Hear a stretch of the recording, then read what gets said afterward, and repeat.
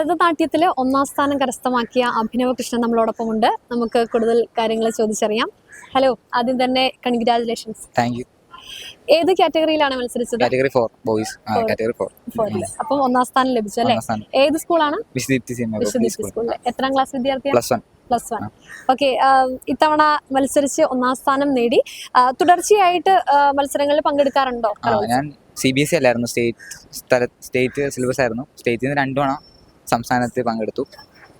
ഈ CBSE ഇപ്പൊ വന്ന വർഷം തന്നെ ആദ്യത്തെ സംസ്ഥാനത്തിലേക്ക് എത്തി. ആണല്ലേ? അപ്പൊ അതൊരു ഇരട്ടി മധുരമാണല്ലോ. എല്ലാ വർഷവും പങ്കെടുക്കുക അല്ലെങ്കിൽ സമ്മാനം നേടുക എന്നുള്ളത് വളരെ ഒരു അഭിനന്ദനാർഹമാണ്. വേറെ ഏതെങ്കിലും കാറ്റഗറിയിൽ മത്സരിച്ചിട്ടുണ്ടോ? വേറെ ഏതെങ്കിലും മത്സരത്തിൽ പങ്കെടുക്കുന്നുണ്ടോ? മൃദംഗമുണ്ട്, മൈമുണ്ട്, ഇനി നാടോടി നൃത്തമുണ്ട്. പങ്കെടുത്ത മത്സരത്തിൽ വേറെ പ്രൈസ്? മൃദംഗ 2ാം സ്ഥാനം. 2ാം സ്ഥാനം. അപ്പം മൃദംഗത്തിലും 2ാം സ്ഥാനമുണ്ട്. അതുപോലെ തന്നെ കളിച്ച ഭരതനാട്യത്തിലും 2ാം സ്ഥാനമുണ്ട്.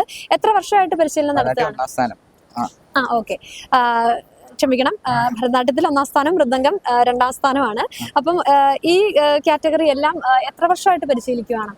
ഭരതനാട്യം ഞാൻ തുടർച്ചയായിട്ട് പഠിക്കുന്ന ഐറ്റം മാത്രം പഠിച്ചു കയറുന്നുള്ളൂ, മത്സരത്തിന് വേണ്ടി മാത്രം. മൃദംഗത്തിന്റെയോ? മൃദംഗം ആദ്യമായിട്ട് സ്കൂളിൽ നിന്ന് പരിശീലനം കിട്ടി പോയതാ. ഓ ശരി. അപ്പം ആദ്യമായിട്ട് മത്സരിച്ച് 2ാം സ്ഥാനവും ലഭിച്ചല്ലേ? അപ്പൊ നമുക്ക് ഈ ഭരതനാട്യത്തിന്റെ 2 ഞങ്ങൾക്ക് വേണ്ടി ഒന്ന് കളിക്കാം.